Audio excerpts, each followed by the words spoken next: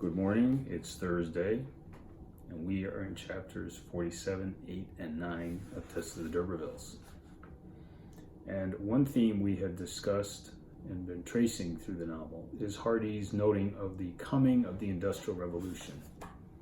And in the 19th century, it's starting to hit its stride. But thus far, it's reaching out into the countryside in a small scale. The first example was the harvesting machine when Tess returns to Marlott after Alec assaults her. The second was the railway where Angel and Tess bring the milk to. And now we have the third example, and it's a threshing machine. Everyone's arrived to do this work. The pile of wheat is called a rick, and the wheat has to be taken off in bundles called sheaves, thrown onto the machine. Someone has to cut the string of the sheaves.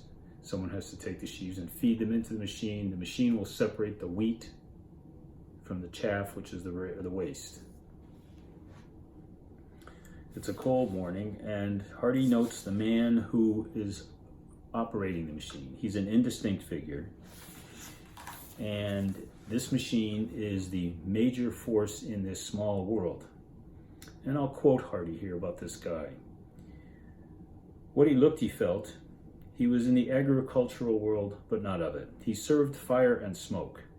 He traveled with this engine from farm to farm, spoke in a strange northern accent, his thoughts being turned inward, upon himself, his eye on his iron charge. Holding only strictly necessary intercourse with the natives, the long strap which ran from the driving wheel of his engine to the red thresher under the rick was the sole tie line between agriculture and him. He calls himself an engineer, and I guess he is, but he's not part of this world. And this definitely is the presence of the Industrial Revolution, and it will continue in the farm world.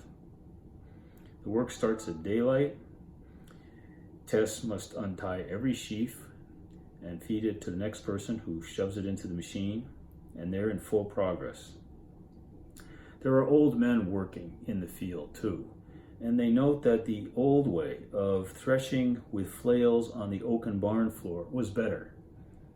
But now we're doing it by machine. And again, there's that theme, the passing of the old ways. Old families have gone under, old customs have gone under, and the old way of doing things on the farm is disappearing. There are no breaks.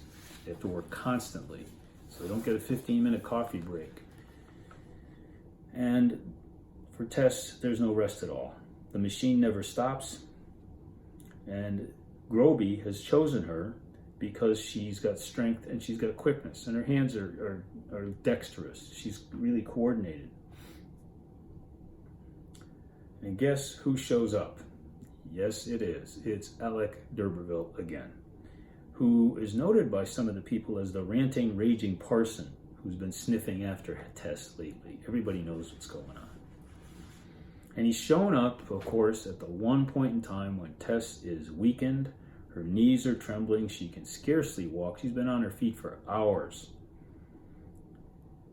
And so she decides to eat her dinner on the rick, and he steps up to talk to her.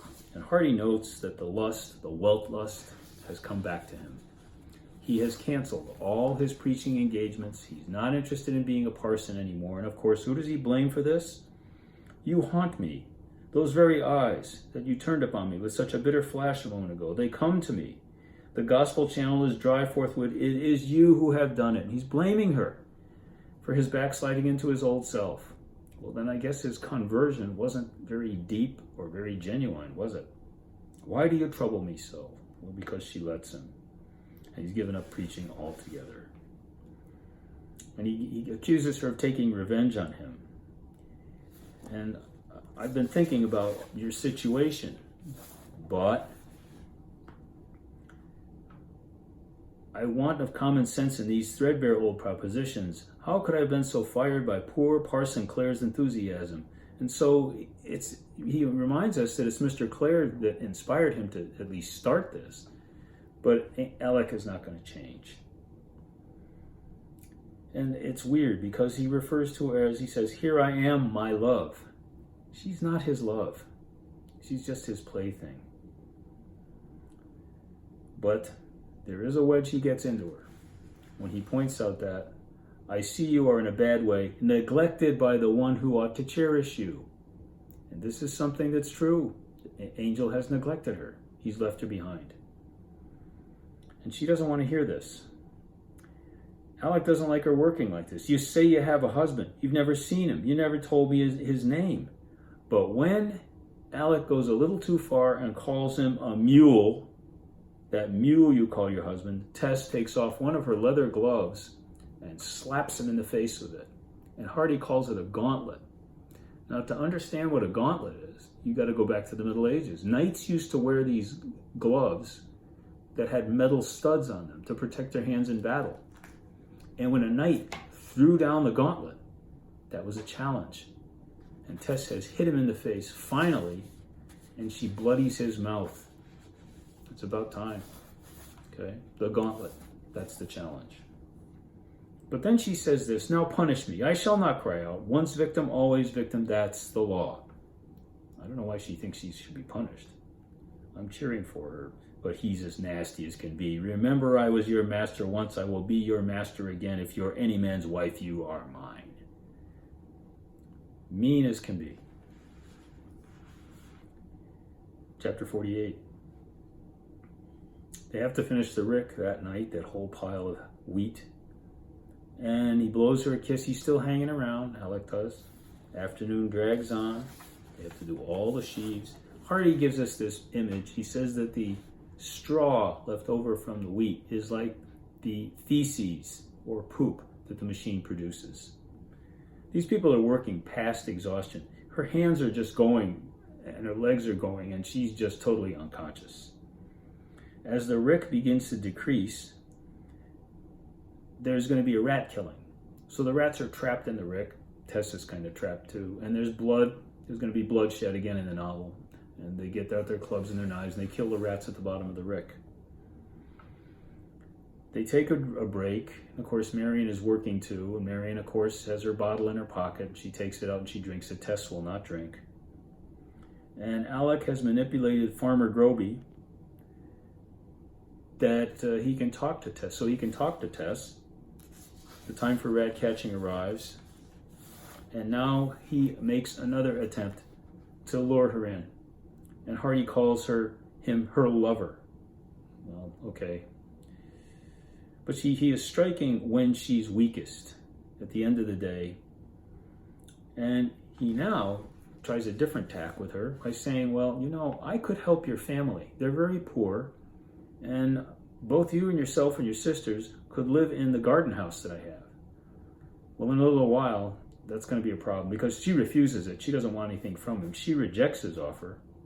Go ahead and help them, but I don't want anything from you.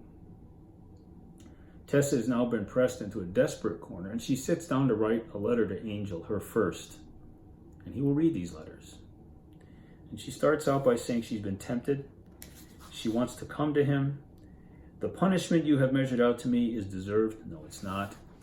He's the one who should be punished. We'll talk about him in a bit. Be a little kind to me. I live entirely for you, desolate without you, my darling. I have been my religion ever since we were married, to be faithful to you.